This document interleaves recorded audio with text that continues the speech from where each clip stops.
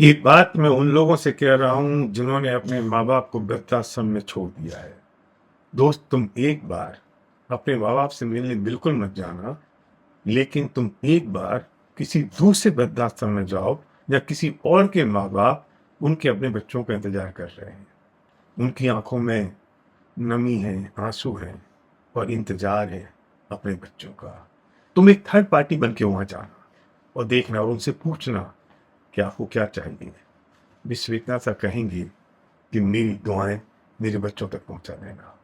तुम कहोगे नहीं नहीं आपको किसी चीज की जरूरत है क्या, तो वो कहेंगे किसी चीज की जरूरत नहीं है, बस एक बार साल में एक बार मेरे बच्चे मुझसे मिलने आ जाएं। मैं उनसे कुछ नहीं हम मांगेंगे, हम उनसे कुछ नहीं कहेंगे, बस आंख भर के उन्हें देख लेंगे।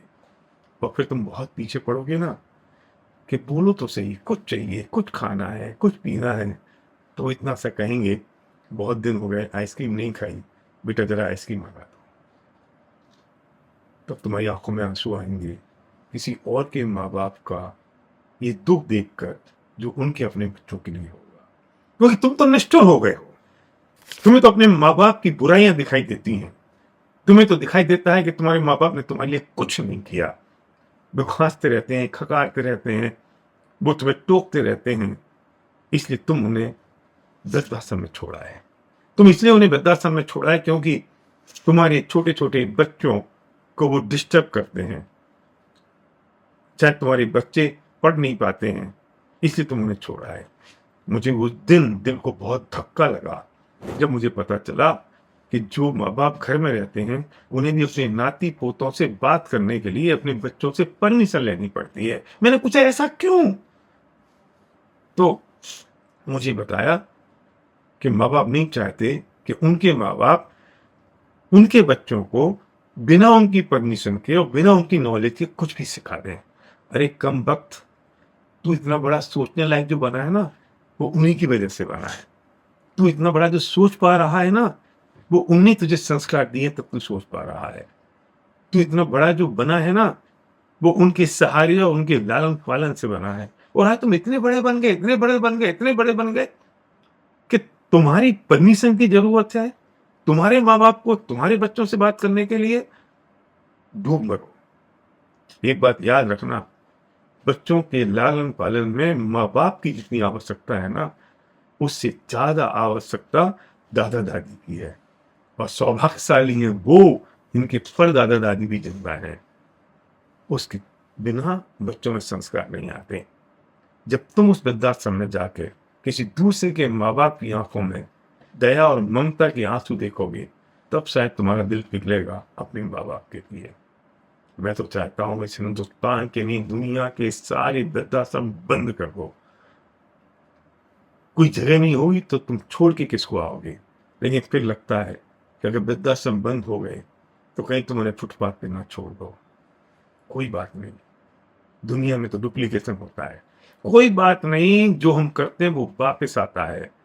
कोई बात नहीं। ये माँ बाप ने अपने बच्चे को मरते वक्त ही कहा कि बेटा उस वृद्धाश्रम में जहाँ हम थे वहाँ एसी लगवा देना।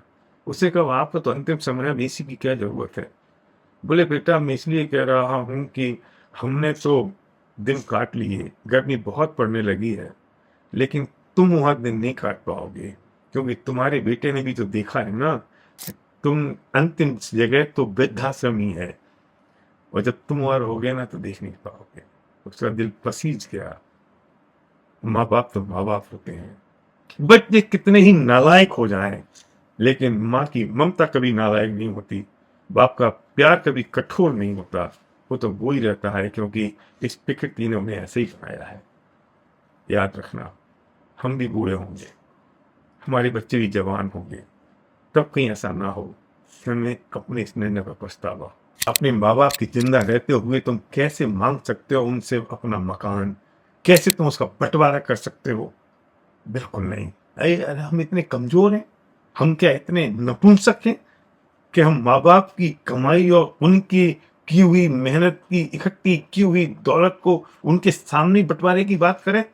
और मैं माँ बाप से भी बात कहना चाहता हूं कि जब तक आप जिंदा हो तब तक अपनी दौलत का बंटवारा मत कर देना। और जब तक आपकी पत्नी जिंदा है तब तक बंटवारा मत करना। अरे मर जाएंगे, उसके बाद जो होना होगा सो हो जाएगा।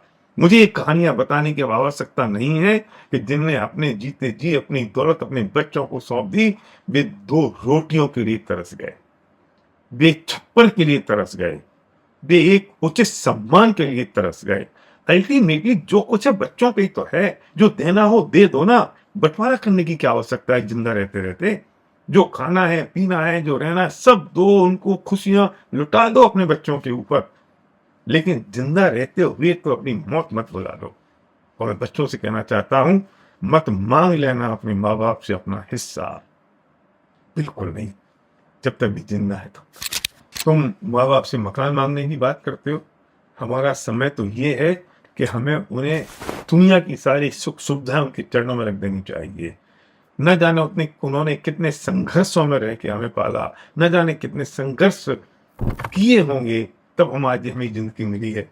हो सकता है मैं करोड़पति ना हो, तुम करोड़पति बन गए हो सकता है मैं अमीर ना हो, हम अमीर बन गए हो, लेकिन उनने जो कुछ किया अपनी जान निकाल के किया, अपनी क्षमता से बाहर निकल के किया, अपनी खालत में से बाहर निकल के किया। हमारा तो मौका ये है कि उनका एक आंसू गिरे तो हमारा खून गिरना चाहिए, और हमारे बच्चों को मतलब उनके पोतों को ये शिक्षा देनी चाहिए कि उनकी कीमत कितनी ज्यादा है। अगर हमने किया तो समझ लेना कि हमने अपनी जिंदगी को संवार लिया और अपने बच्चों को इसे उचित संस्कार दे दिए, जिससे हमारे बुढ़ापे में बच्चे हमारा ख्याल रखेंगे। याद रखना, कभी भी उनसे मांगना मत, उन्हें देना। ये वक्त अब हमें उन्हें देने का है, उनसे मांगने का नहीं।